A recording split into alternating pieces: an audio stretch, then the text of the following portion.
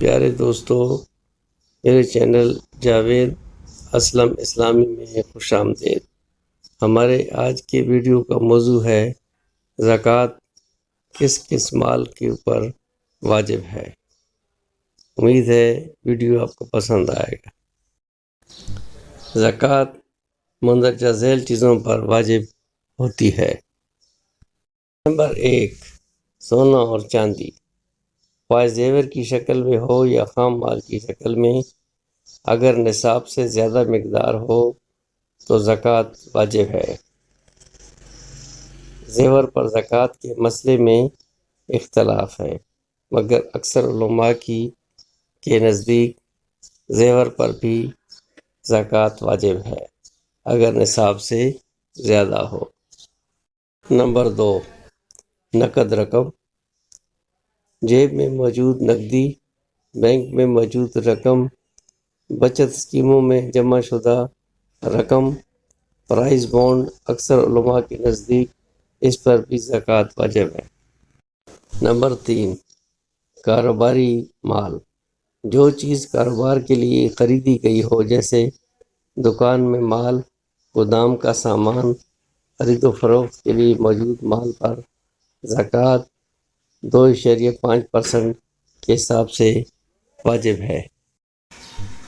Number 4، shares اور سرمایہ کاری، جو شیئرز کاروباری مقصد سے خریدے گئے ہوں ان پر مکمل مالیت پر زکوٰۃ، اگر صرف منافع کے لیے رکھے ہوں تو منافع پر اور فروخت کی صورت میں کل مالیت پر زکوٰۃ ہوگی۔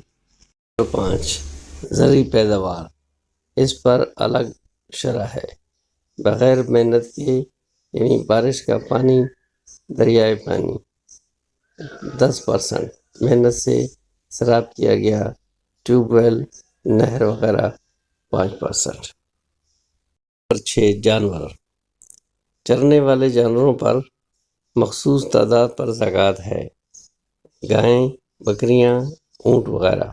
اگر جانور تجارت کے لیے ہوں تو ان کی قیمت کے حساب سے 2.5% زکوٰۃ دینا ہوگی۔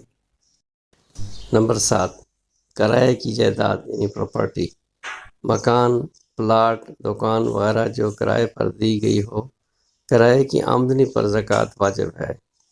گزشتہ سال کے آخر میں جو کرایہ بچ جائے اس پر 2.5% زکوٰۃ دی جائے گی۔ جائیداد کی اپنی قیمت پر زکوٰۃ نہیں اگر ذاتی استعمال میں ہو۔ جن چیزوں پر زکوٰۃ نہیں ہے وہ کیا ہیں؟ ذاتی استعمال کی چیزیں، رہائشی مکان، کپڑے، فرنیچر، گاڑی وغیرہ۔ زیر استعمال جائیداد، روزمرہ کے گھریلو سامان۔ خلاصہ، زکوٰۃ بنیادی طور پر صرف اس مال پر فرض ہے جو نصاب کے برابر یا اس سے زیادہ ہو، پورا سال گزر جائے، اضافی ہو اور روزمرہ کی ضرورت سے زیادہ ہو۔ ڈیئر ساتھیو، یہ تھی آج کی ویڈیو زکوٰۃ سے متعلق۔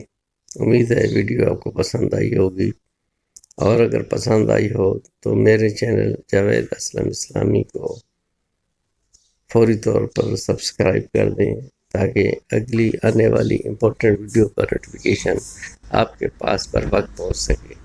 آپ کے تعاون کا بہت شکریہ۔